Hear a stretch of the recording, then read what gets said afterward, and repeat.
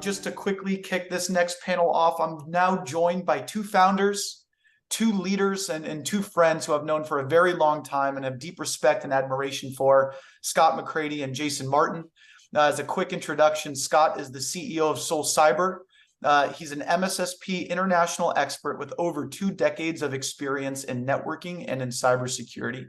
He was instrumental in building global multipath routes to market for well-known cybersecurity companies, including Dell, FireEye, and Symantec.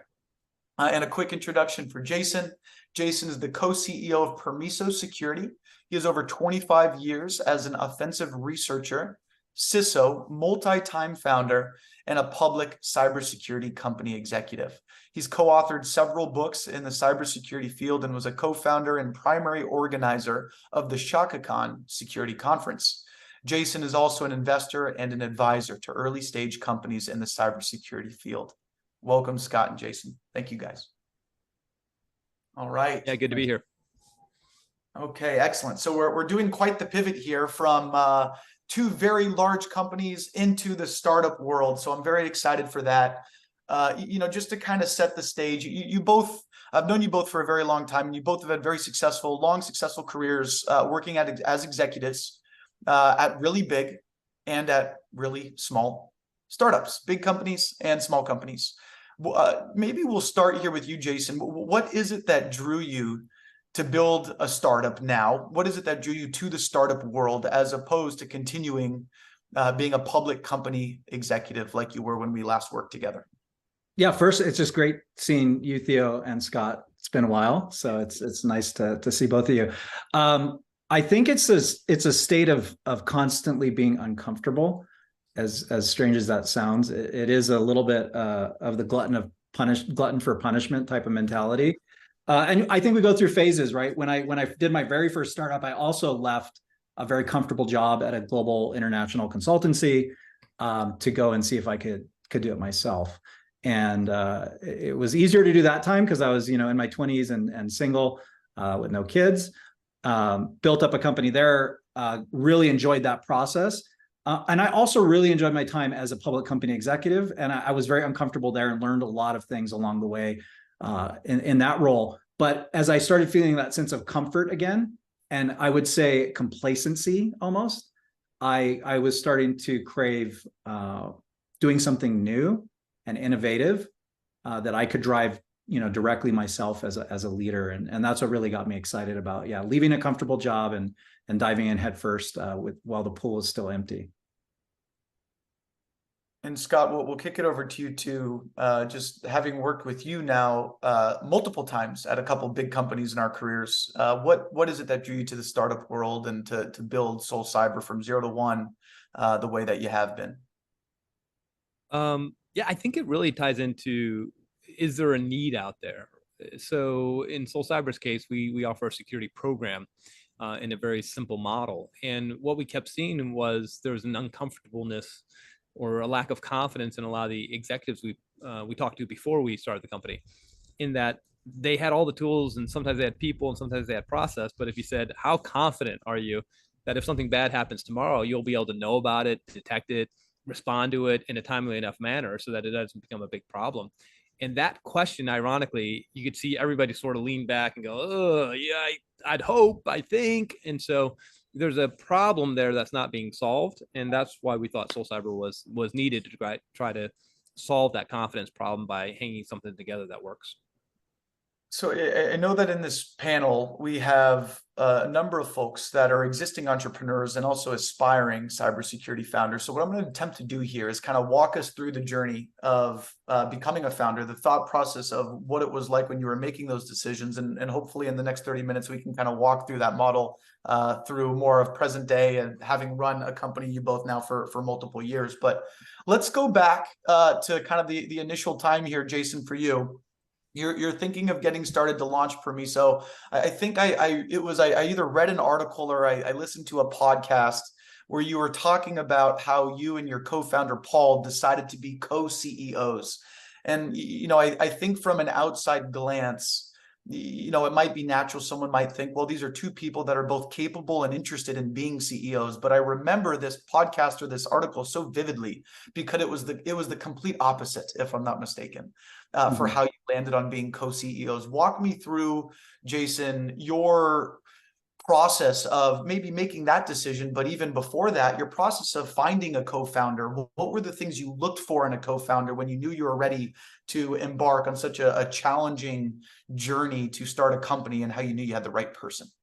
Yeah, and maybe it will apply to those on the seminar, or maybe it won't, but it was a pretty special set of circumstances. So my co-founder and co-CEO, Paul Wynn, I acquired his company in 2016. He was one of the first secure orchestration vendors in the market. And we developed a strong sense of trust and collaboration through the 3.5 years we worked together at FireEye and Mandiant. And I think that's really important in a just stepping back outside of the co-CEO thing, having a co-founder, I think it's important to have a high degree of trust and an understanding of where they're strong and where they're weak, because no one's strong at everything, right? And as we worked together, both within the company and when we started thinking about going off and doing something on our own, we realized that we had a really strong complementary set of skills. So I'll give an example, right? He loves sales and go-to-market. That's where he thrives. I can do it. I don't love it. And, since we had both sold companies and exited those and done well for ourselves, kind of a core principle is if we're going to do another company, we're going to do what we love to do. What I love to do is build product and engineering teams and technology that the world hasn't seen before, and he really likes that chase. And so we kind of bifurcated first. Okay, hey, look, you're going to be in charge of sales marketing. You're going to make all the calls there. I'll obviously help because as being a solo CEO before I can do those things, I'm going to run product, technology, and culture, and build a really good company there. And that was a perfect fit. And then the co-CEO thing was kind of, he just assumed I was going to be CEO because I was the EVP, he was an SVP, right? So it's like, okay, you're going to be CEO. I said, man, that is a lonely job. For those of you out there that are thinking about it, it is a great and rewarding job. It is a lonely job, right? It is the loneliest job I've ever had. And so we thought, hey, let's share it. And it's interesting because there's a couple hazards here for people considering going into a startup. And if you're going to do a co-CEO thing, if you're a first-time founder, probably not recommended. It is a red flag for investors. We always get asked, like, what's with the co-CEO thing? A lot of times in first-time founders, it is a ego thing. Like they can't decide amongst themselves who's going to be the CEO, so they both do it. And like you said, Theo, very well, that wasn't the issue with Paul and myself, but it is something to watch out for. So I think as a first-time founder, probably want to be CEO yourself. A multi-time founder, we can kind of get away with it, I would say. It's worked out really well. I'm on the West Coast of the US. He's on the East Coast of the US. If we have early calls with customers, he takes them. Late calls, I take them, and we can divide and conquer. In fact, right now, Paul's on with an investor, and I'm on this panel with you, and then they're CEO in both cases, right? So it works really well. Awesome. And for you, Scott, as you've grown out your team over the last couple of years, how do you go about as a founder and CEO of finding the early employees that are going to fit your journey? Are you looking for generalists? Are you looking for specialists? Obviously, finding the right people culturally is wildly important. How do you go about thinking of staffing your team when the opportunity finally presents itself where you're fortunate enough to do so? Sure. I think the culture piece is really important. We spent a lot of time early on in the company talking about culture and sort of what kind of culture we were going to have and the types of people that we wanted to hire. And so without going into all the documentation that we put together, the thinking was around a couple components. And the first one is there's a mindset that you have to have in a startup. And that is, it doesn't matter what the job is, you just sort of have to get it done. And so the people that are very used to strong swim lanes, larger structured roles, they, unless they're willing to come into an unstructured situation, oftentimes they're not a great fit because they're really used to, the order of a larger company. And so the joke we'd make was, we need people that like bringing order to chaos, not, chaos to the order. And so the first thing is they have to be prepared that just because your job says that you're a SOC analyst or a customer service person doesn't mean that you won't be helping out with onboarding or engineering, right? It's so that mindset. The second piece is, almost everybody's remote, and so you really have to have people that are self-driven. The ability to, in the legacy SOC model of having, 400 or 500 people sitting in 2 or 3 SOCs around the world just isn't relevant in today's world the way it used to be. And so you really have to have that sort of self-starter mentality, the ability to manage remote, to ask questions and to be engaged. And so we just talk a lot about the mindset. And then when it comes to the technical components, in our view, that's actually a relatively easier, problem to solve, because we have obviously, technical ways of testing that. But we spend a lot of time on the culture side and really getting people that want the growth, want the challenge, want the opportunity, want the upside, and like the ability to touch a lot of different products or a lot of different problems and solve those. Can I add something real quick? I just think, because I think for your attendees, aspiring or current culture, like I cannot emphasize enough and echo what Scott said. There's a lot of things in a startup you can't control. The market, maybe you're going after a new market, it's moving really quickly. There's a lot of things, but culture you can control, and you have to trust yourself. You will hire the wrong people. You cannot avoid it. And you will probably know they're the wrong person a lot earlier before you ever make the decision to exit them. Trust yourself. Culture is your responsibility as the CEO. And it is the most important thing in your portfolio that you can manage on the day-to-day and nurture. And you can get it really wrong if you let the wrong people persist in your environment. Yeah. And Jason and I are unfortunately older than we were 20 years ago. So we've seen and been a part of, bad and good. I would just say get ahead of it. There's some tricky currents out there that were not really around in 15 years ago. And as a CEO, you just want to get ahead of that stuff and sort of set your lines, talk about the vision, talk about being a mission-driven company, and really, drive that so that you're not getting surprised later from some cultural issues coming out of the side that you weren't expecting.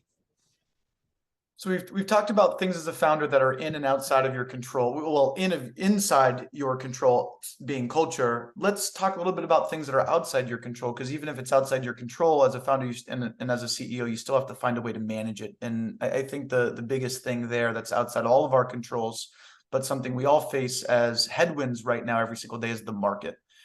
You both started your companies in, if I'm not mistaken, it was 2020 and 2021. And in 2020 and 2021 was a very different time from 2022 and 2023, wildly different. And you're looking at a period in the market when you started where there are immense tailwinds in just about every aspect of your business. Raising capital is a lot easier. And then you look in today's market and it's completely reversed. Immense amount of headwinds for any software company, not just security, but most or any software company. Now, how do you think about managing kind of that roller coaster as an early stage founder when times are good and when times are tough? Maybe Jason, we'll start with you. I'd love to kind of hear how you look at managing things outside your control, like markets. Yeah, I think you summarized it really well. We're in a completely different paradigm right now. And I think that paradigm is more, this is all debatable, but this is more like what you saw in 2015, 2017, right? There's a reversion to the mean in valuations. And there's also a change of control, which is in 2020, 2021, founders were in a lot better position raising money. And they were a lot of times in the driver's seat and picking and choosing. And now it's definitely reverted back to where the investors are solely in control and have most of the power, because the liquidity, the capital markets have dried up, right? Yesterday I saw the first article I've seen where VCs are laying off people now. So it's a trickle all the way down, right? But I think look, we've always, when we started the company, Permiso specifically, we focused on capital efficiency. First reason is because we were going into a market that we didn't see. There was no market at the time we went into it. All right. So we intentionally went into a white space. And as a founder, that's a scary space to operate in, because that means the market doesn't know about the problem. And so we knew we had to focus on building technology. We had to be hyper capital efficient. We had to stretch that money out for a long time because we didn't know when that market would evolve. So we were conservative from day one, because one thing you cannot ever do for all the future founders out there, you can't force a market to mature. Doesn't matter how much money you throw at it, marketing, doesn't matter. The market will mature when it matures. So we knew we were looking at a 3 to 5 year potential window for this market to mature. So we were lucky enough to be very capital efficient with our initial raise. But we're in a fundraising process right now. And yeah, it is very, very different. I would say, to wrap up my answer, I would say it's back to metrics. ARR, your COGS, MRR, right? It's back to metrics. And what would have got you a $200 million valuation 2 years ago will get you a $70-80 million valuation if you're lucky today. Scott, how do you look at managing things that are outside of a control but still very important, and ultimately the responsibility of a founding CEO to manage? Jason summarized it really, really well. The economics are getting back to what I'd call traditional numbers. So again, we're a little bit lucky and unusual in that we've been around the block once or twice. When the Fed came out a year and a half, 2 years ago, and said, inflation looks like it's not transitory but sticky, that is a signal that interest rates are going up. And if interest rates are going up, that means that the ability to fundraise in the future is going to get considerably more difficult. So our primary lead investor is Forge Point Capital. We were the first one out of 37 portfolio companies that lowered our spend immediately. And the reason for that is the assumption was going to be we probably have at least 2 years of whatever we're calling this recession, harder times, harder to raise money, whatever this thing is that's going on right now. And so I would say the ability to manage your capital is probably the most important thing. And obviously you manage that on growing your top line from revenue and obviously controlling your costs on the bottom side. If you don't get that done well, then you're putting yourself into a really difficult position for success, because you don't know if you're going to be able to get the money that you need when you start running out of it at some point in time in the future. And so again, I think we just try to get ahead of that as aggressively and as quickly as possible. And consequently, again, I think we're one of the only companies that didn't have to do a layoff or anything along those lines. So that would be the first thing I'd say. The second thing I would say is around the market itself and purchasing. Things got slower. And to Jason's point around making a market, our primary product is a security program. But inside of the security program, you got MDR services, you got MSSP services. These are traditional services. MSSP, I think, is a $30 billion market. And so as the market got softer, we saw the desire for foundational coverage sort of get softer as well. But the interest in the traditional services, MSSP and MDR, raised. And so for us, we're in a unique position, which is good, that we can go get current budget out of a current matured market or a growing market while we continue to let that security program concept marinate, and hopefully that market continues to grow and get more interest over time. And so the only thing I tell founders is if you've got an ability to have a niche, then the niche has to be budgeted, and the budgeting process is harder in lower growth or constricting financial situations. And so you've got to figure out a way to either find a unique customer base that can go get that budget, or the product is solving a problem that helps that customer go get additional money, which is difficult in the security spot. So you need to sort of find that balance in order to maintain your top line growth, in order to control the overall financial envelope, so that you can obviously, get to your next round of funding. Not a surprise here, but as we talked about challenging markets, both of you brought up just the landscape around fundraising in capital markets. And so just kind of on that point of fundraising now, so we've kind of walked through this journey of how you thought about finding a co-founder, hiring your founding employees, your early employees, building and establishing that culture that you desire and gaining some traction. But here comes some headwinds, or here comes some tailwinds in the market that you have no way to predict necessarily or impact as a founder. As an aspiring founder here on this call, or a current founder on this call with our audience, how do you look at fundraising, and how should a founder look at fundraising? I think one of the things that I often see a lot of founders talk about is, they almost think of fundraising as like that holy grail. It might it captures clicks and reads, and you get the articles and the newspaper headlines. But it's important for a lot of aspiring founders to realize that raising capital is not the right play at any point in time for your business necessarily, and not the right play for some business models in general at all, even though it sometimes captures a lot of interest. So Jason, as a multi-time founder, can you talk a little bit about, those early stages of when you were trying to raise your first round of funding for companies? Because once you're in the VC game, it's hard to leave. You can't really exit the VC game with your company. So can you talk a little bit about your thought process of how did you know that your company needed to go down the VC route? When was it time to go from being bootstrapped to pursuing a fundraising capital, and maybe any learnings that you have in that process? Yeah, I'd just like to echo one thing you said. I think a lot of first-time founders think that fundraising is a milestone, and it is in a way. But you always have to remind yourself, you didn't create a company or start a company to raise money. You started a company because you thought there was a problem out there.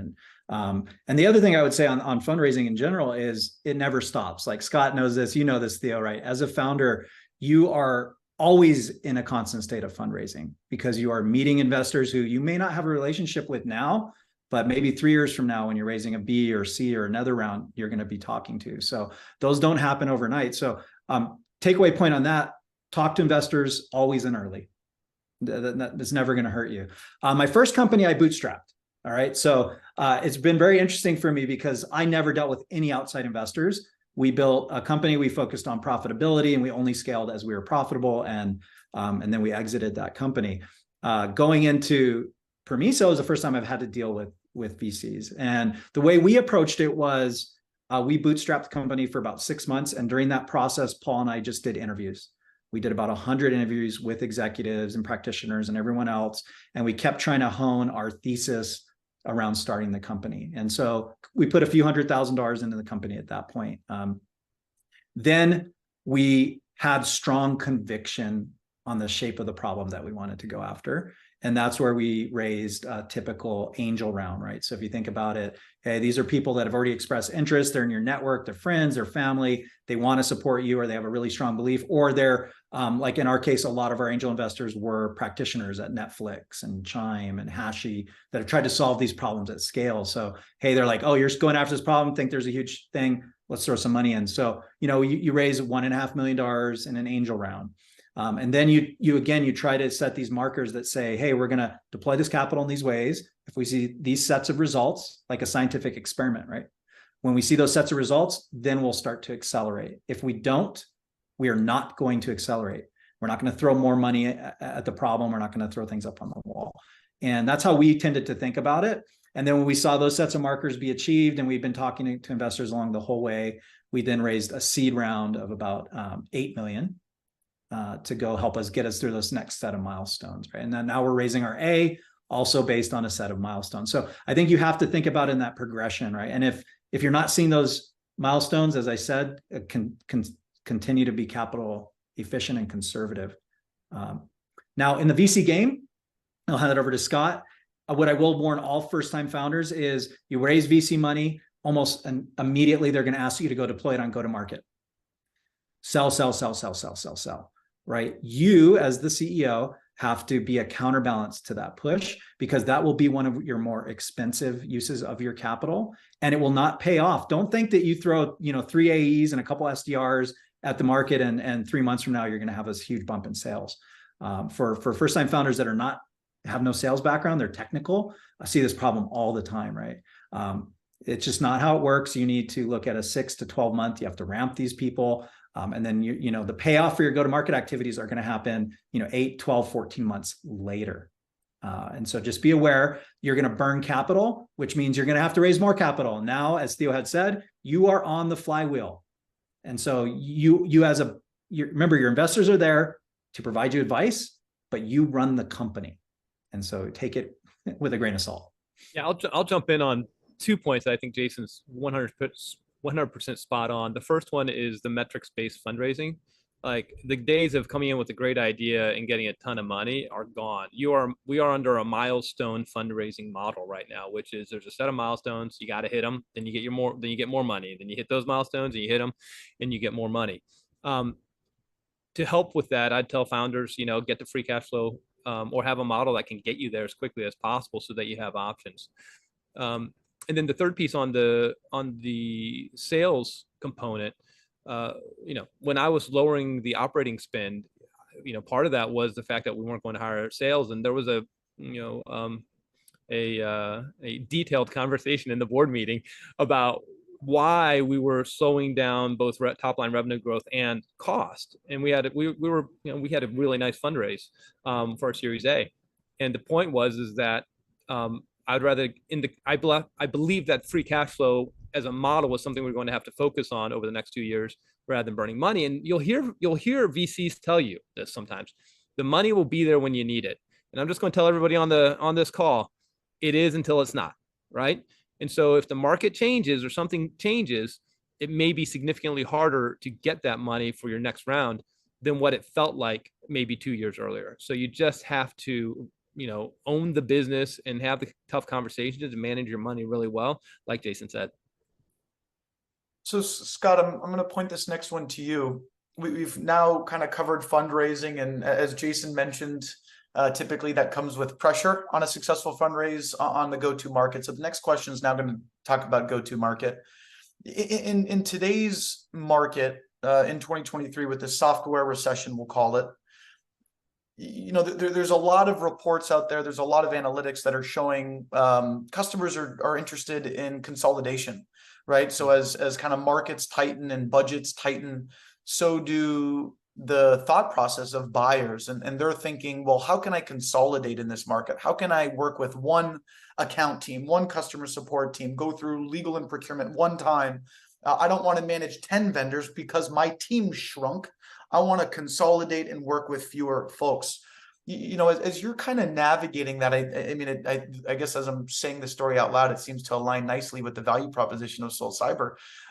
However, I think it's still a very difficult climate for a lot of startups, because most startups, when they launch with a very niche problem statement that they're solving, and that typically comes with a niche solution.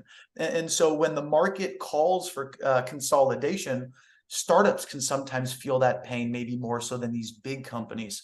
So, for these aspiring founders here on this call, or early stage founders, how do you navigate a difficult go-to market climate, Scott, around what we're seeing around consolidation and the calls for consolidation by our buyers?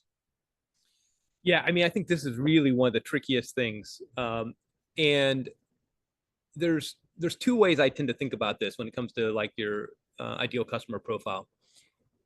The first one is if you're a niche product. So all startups are niche products at some level, right? So if you're a niche product, then how do you go get the money, right? And there's only two ways to go get it. You have to get incremental budget allocated, or you have to consume budget that has already been allocated, and you're going to get a piece of that, right? And I know that sounds like basic, but a lot of people don't think about it. They think, well, my problem is so unique that I can go talk to somebody, and then they're going to be like, oh, wow, this is so great. Here's a bunch of money. In a down market, that compelling event has to be super, super in their face to get additional budget, at least in my experience. Again, Jason may have a slightly different view. And this is where I think there's a problem sometimes on the niche solutions in the current environment, which is there is no compelling event to go get the additional budget to then buy the new niche thing, okay? And so what I tell you is, if you're going out and getting extra budget, you have to figure out a way to find a very clear and compelling event, so that somebody's like, hey, by December, I've got to solve this problem, and you solve it in a way that I can go get that extra 50,000, 100,000, 150,000. The other way to do it is to find current budget allocations and figure out a reason why they need to carve some of that off for you. Hey, there's a renewal coming up for pick your security product of choice. We do identity better than they do it. You should carve, and you need to add identity to it, but we're so much better and so much more unique. We're going to save you time, money, going to help you be more efficient. You need to take some of that, $150,000 budget, you need to carve off, $20,000 for us, something like that. The third thing I tell people is you probably have to look at landing and expanding a little bit more honestly. So again, if you're only one product and there's not a way to do a smaller, but you may have to look at suing like, hey, our target market's the top transportation companies, but maybe you're landing with, 100, the first 100 people in IT, and then you're looking to expand there. So instead of trying to say, I'm going to win the whole entire business, which candidly, you probably could have gotten 2 years ago because they'd go get that extra budget for 200K. Maybe you have to start at a smaller deal for 15K that is a little bit tougher to swallow, but at least you have a toehold. And then you can work with them on budget allocation for the next fiscal year. So that's sort of the 3 ways I think about trying to go find your market. Jason, do you want to add to that just a little bit around how you look at go-to-market today in today's climate? Yeah. So first of all, I think this climate does help Scott. So I think that's an apt point. Consolidation. You're either consolidating, you're replacing, and the third category, which we're in, is the hard one. So I think Scott was smiling a little thinking about that, right? Because we are a detection product that focuses on identity, SaaS, IaaS, and PaaS. And for us, our go-to-market is you got popped. You had everything else you thought you needed, and you got breached. And that transacts in days or weeks. Outside of that activity, it's all this education and content marketing, and you're trying to build up awareness. Luckily for us in the threat detection business, the best marketers we have are the threat actors themselves. So with the MGM breach and the scattered spider being so prolific right now, we've worked across them for a year. We have, luckily for us, the timing and inflection has helped us, but it's reactionary. So to Scott's point, there isn't a budget. Maybe it's an IR budget, maybe it's a emergency budget. But if you're not, if they don't have it budgeted, you need a compelling buying reason, and they're hard to find. Absolutely. Well, Jason, 100%. Yeah. Permiso and Right Hand has some mutual customers who speak very highly of Permiso. So even in a tough market, you guys are doing a good job. Thank you. Well, guys, I'm looking here at the clock, and we've got Steven here ready on deck for our next panel to bring us home for our third and final panel of the day. Before I let you guys go, this has been a fantastic session here, Scott and Jason. I want to do a quick lightning round. If you can kind of summarize one piece of advice for an aspiring first-time founder, that can be, it's up to you how you want to answer that. You can cover any topic you want, but just one lightning round piece of advice for an aspiring founder. We'll start with you, Scott. How would you advise that founder? There's a massive gulf between people saying they like your stuff and people willing to pay money for your stuff. You have to be realistic about whether or not people will actually spend the dollars, cut the check. You will get a lot of people that are like, oh, great idea. Love that idea. Super cool idea. Between there and here's a check is a big, big gap. And you need to make sure that whatever you're building solves that problem to a degree that they're willing to cut you a check. Yeah, look, that might be the most important part of advice for a founder. Go read the mom test. It's a super short book, because people want to be nice, and people are going to give you positive feedback. And it's very uncomfortable for first-time founders to say, okay, and how much would you pay for that? Will you pay for that? Do you have budget for that? But you have to, right? And so definitely go read the mom test. Probably one of the most important books you can read, by Rob Fitzpatrick. Super short, quick read. But your mom will tell you have a great idea, but she's not your customer. Probably, I would agree, the most important book. If you're thinking about starting a company, or you've just made the decision, the mom test is probably the first to read that any aspiring founder. Isn't it funny? Everyone reads like 0 to 1, and they want, no, go read the mom test. Mom test, 100%, 100%. I've been through early days at Right Hand. We went through an accelerator, and it was assigned learning for anyone to join the accelerators. You had to read the mom test, report on the mom test, share your learnings with the mom test. If you didn't do it, you weren't in the accelerator. Wildly important. And then believe in yourself. Like, just honestly, like Scott, Theo, you guys know this, right? You're going to have deep, dark moments and really high highs. It's a blend and it's a journey. So really believe in yourself. Scott and Jason, thank you guys so much. This was awesome. I had so much more. I have so much more that I would love to cover with you. Maybe we can do it over a coffee or a drink sometime. But I think you left our audience here with some incredible points and some incredible advice. So thank you guys so much.